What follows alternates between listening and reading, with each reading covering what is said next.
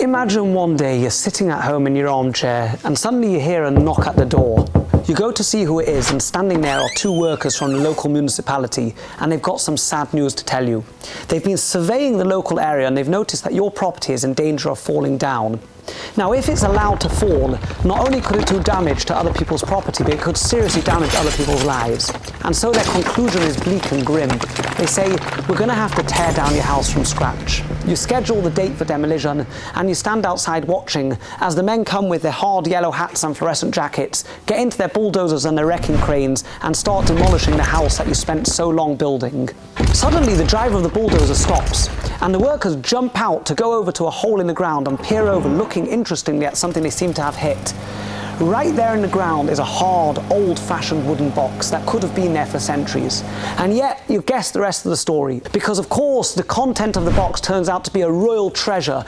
You could call it bashet, it's divine. It makes it all worthwhile that the house had to be demolished. It's a very nice story, but what's it got to do with this week's parsha? The Torah tells us, Ki savoyu el haaretz, when you come to the land of Israel, and God says, I'll put a nega, an affliction of saras, on the walls of your houses. Now Rashi says that this word v'nosati, and I will give, seems to connote I'll give something good. Besura tova hilahem, it's a good piece of news, because actually there's some story that took place before all this happened. The Emirim, the people of Israel who had inhabited the land before the Jewish people came in, had hid gold and silver in the walls of their house. And this gold and silver would never have been found were it not for the fact that this affliction appeared on the wall of the house. The house has to now be demolished, and as a result the Jewish people would find this treasure. And hey presto, they'd become rich. It's a beautiful piece of news, but the question asked, like the question in our story, is, but why? Why does the person have to go through so much? If HaKadosh Baruch Hu wanted to give them a gift, could he not just give them a gift without us having to go through the sorrow and the sadness of knocking down our houses? Consider the following moshel. A person walks down the street and bending over he sees a 10-euro note lying on the floor.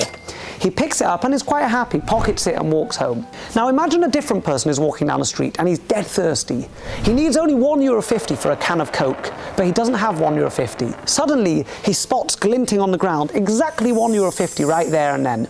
Now it's only €1.50 in comparison to the €10 of the person before, but he's much happier because for him, it's so divinely orchestrated that this €1.50, which is exactly what he was looking for, he's now found on the floor. And so yes, it's true that if Hashem just gave to us things, we would appreciate it, but how much would we appreciate it?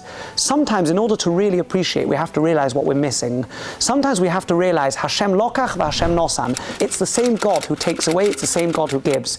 In order to appreciate God in our lives, sometimes people have to experience uncomfortable circumstances. Now we don't pray for anyone to lose, but we have to recognize that living with God means appreciating everything He does for us, the good and the not so good. And then we're comforted by the thought of living with the God who provides everything we need.